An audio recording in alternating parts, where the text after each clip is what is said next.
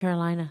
Thank you, Madam President. I come here to join my colleagues to talk about the events of the past 10 or so days in Israel and the horrible attacks. I want to talk a little bit about two visits that I've made there over the past year or so, the most recent one back in February. But I want to start with holding our members accountable here on Capitol Hill. Now, this was posted on social media. It reads like false statements that we've seen from Hamas and other groups who want to foment hate and death in the region. It reads like this: Israel just bombed the Baptist hospital building, killing 500 Palestinians, doctors, children's patients, just like that. That was within an hour or two of the bombing, before we knew anything, before any of us could have possibly had a secured briefing, before we'd gotten an assessment from the President of the United States or any of our intelligence sources here. Before we could go down to the skiff and actually understand the details, that statement was made. Now, you'd think that'd come from a member of Hamas,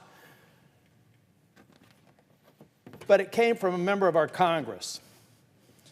If that member of Congress wants to take responsibility for the protests that we now see in Beirut, good on you. In Jordan, in Oman, and in Egypt, this sort of leadership or failure of leadership has no place on Capitol Hill.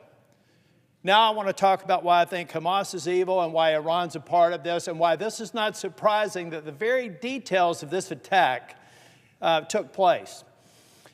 Earlier this year in February, I was let me back up. A couple of years ago, I was in Israel and we went down to the Gaza Strip. We saw a tunnel head. We actually walked into a tunnel that was discovered by the Israelis. We went to a Patriot battery or an Iron Dome battery that every day is prepared to shoot down missiles because it almost happens. Before this attack, it happens almost on a daily basis. I've literally been in Israel when I'm having lunch in northern Israel. This was near the Golan Heights, and I'm asking somebody to pass a plate of food. A bomb goes off. And the people living in this kibbutz did not even miss a beat. Every day they have to live with this stuff. So now down in Gaza, we see the tunnel system that's in Gaza.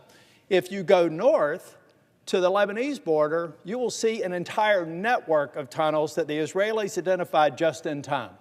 It had been a project that was estimated to be 10 years in the making, funded by Iran.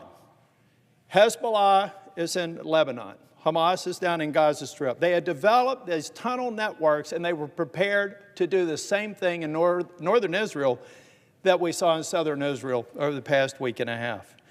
And they even want to design this to strike fear and terror in the Israeli people. They want them to think, they want their children to think that they're going to pop out of the ground and kidnap them and kill their parents. This is a part of the terror that they want the Israeli people to live in every single day. And the Iranians were absolutely responsible for funding Hamas to build that tunnel network in northern Israel. And they do the same thing with Hamas in southern Israel. Ladies and gentlemen, first off, this has to end. Let's work with facts. And if Israel doesn't abide by the rules of war, then we should hold them accountable. But what we're finding out now from additional intelligence sources is that it does appear as though this was not an Israeli strike, that it was probably a failed missile launch from Hamas. We'll let the facts lead where they may, but here's what I do know.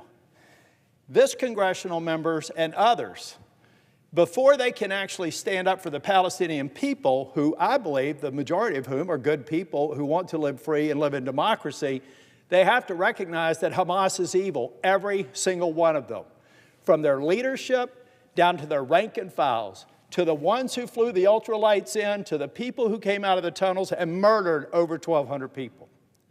They have to be held accountable. Their funder has to be held accountable.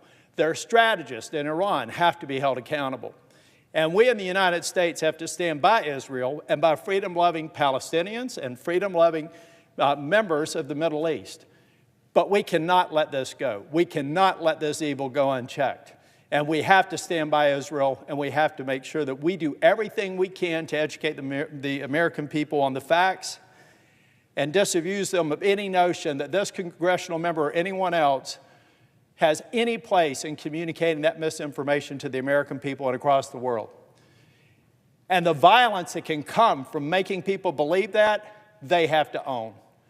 Thank you, Madam President.